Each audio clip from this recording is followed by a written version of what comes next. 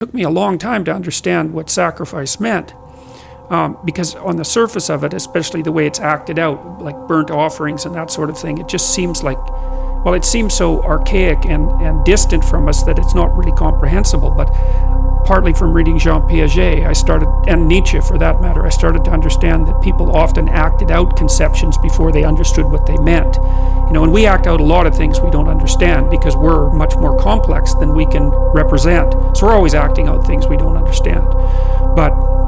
So there's this idea in Cain and Abel that you have to make sacrifices in order to stay on the good side of God. And so I thought about that practically, say, not so much metaphysically, but practically, and realized that that was equivalent to the discovery of time, of the future, because we do act, and this is a peculiar discovery of human beings, and maybe a consequence of our expanded intelligence, is that we're actually aware of the future, and we actually treat the future as if it's something that you can bargain with. Now, partly it's because the future is other people, and they remember your reputation, they remember your past actions, and if you do someone a favor, then that favor is in some sense stored up in the future. So you could think about the future as a place of judgment about your moral actions. And it's not that far from that to imagining a God who's keeping track of that, or who even is that. But in any case, the idea of sacrifice emerges in the story of Cain and Abel. And Cain and Abel both make sacrifices to God in order to stay on his good side, let's say. And what a sacrifice means is that you give up something of value in the present so that you can improve the future.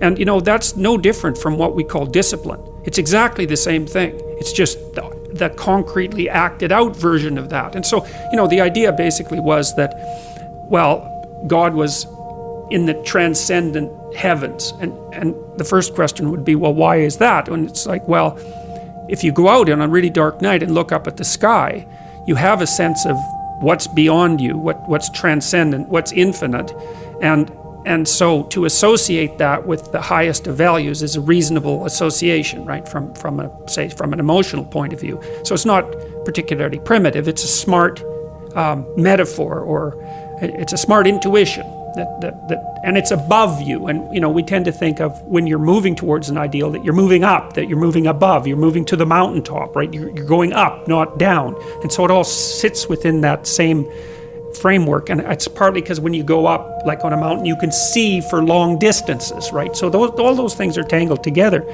So anyways, so the idea is that you have to give up something of value now so that you make the future better. And sometimes it's even something you love now, and that's a good example too, because often the things that stop us from moving forward are our attachments to things that we should no longer be attached to, right? And in fact, you can almost make that definitional. If you're not moving forward in your life, there's a high probability that you have some idea or some mode of action or some habit that you're so in love with that you won't let go of it.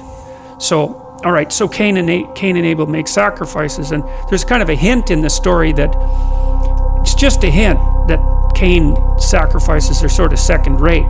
But in any case, it's ambivalent, hey? But Abel, he just does wonderfully well, and everything works out for him. And everyone knows people like that, And so God accepts his sacrifices, but for some reason he rejects Cain's.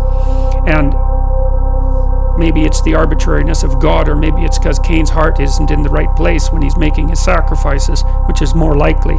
And so Cain goes and has a chat with God, and he says, basically what he says is something like, how in the world can you possibly justify this universe that you created? You look at me and I'm breaking myself in half trying to adapt and to make things right, and it's not working. And then there's this Abel character, and things come easy to him, and everything is flourishing for him, and so, like, what the hell? And if you don't understand that question, then you're not thinking, because it's very, very frequently the case when a serious catastrophe besets you in life, that you essentially ask exactly that question. What's the meaning of life? What's the purpose of the world? How come there's suffering?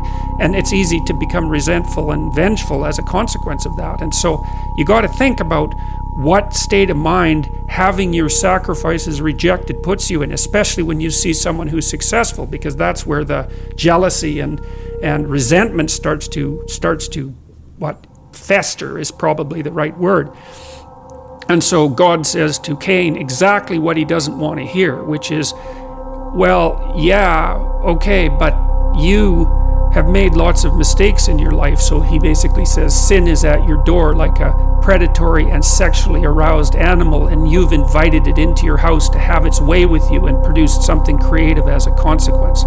So he uses a sexual metaphor, and so that you've willingly gone down the negative path, and you've allowed that to enter into you and to operate in a creative manner, and you've spun off all these terrible thoughts and this justification for not acting properly, and that's why things aren't going well for you, and so don't lay that at my feet, which is the most brutal possible message he could have got. And so then he leaves the presence of God, let's say, and it says in the story that his countenance fell, which meant he was basically enraged. And so what does he do? He goes out and kills Abel, and then that's a very fascinating idea, because Abel is his ideal, so he kills his ideal, and when you kill your ideal, you're lost. And then he does that to take revenge on Abel, but also to take revenge on God, which I think is extremely interesting and a deep, deep idea. Like these kids who shoot up high schools, for example, you cannot understand what they're doing unless you understand this story of Cain and Abel. You cannot understand what possesses them until you can understand that even someone who doesn't believe, it doesn't matter, it's the psychological state of mind that matters, is they're out for revenge on being itself. And that's why they produce as much mayhem as possible in the shortest period of time. That's why they sacrifice innocent people, because it's much more vengeful and demonstrative to kill innocent people than to kill guilty people, right? Because it's a worse sin, so to speak. And then they kill themselves. And they kill themselves as a final demonstration of their belief in nihilism and the horror of existence. Because you might say, well, why don't they just kill themselves first and save everyone the trouble? And there's narcissism in that too, because they know their names are going to be splashed across the page. That's their notoriety instead of their accomplishment. And of course, the media is unbelievably complicit in that. So when you're talking about motivation for evil, then you have to understand what it is that's driving it. And it is a deep resentment about the structure of being, for being saturated with suffering, but also for rejecting your sacrifices, and that produces the bitterness of failure. And I'll stop with this. One of the things that's really interesting about the Old Testament is that, and the Jews in the Old Testament, is that they don't take the path of Cain. Every time they're walloped by God, which is like fairly frequently, they say, we must have done something wrong and we have to set ourselves right. And that's an unbelievably heroic attitude, because that's the alternative to cursing fate. It's like you take the responsibility for failure onto yourself.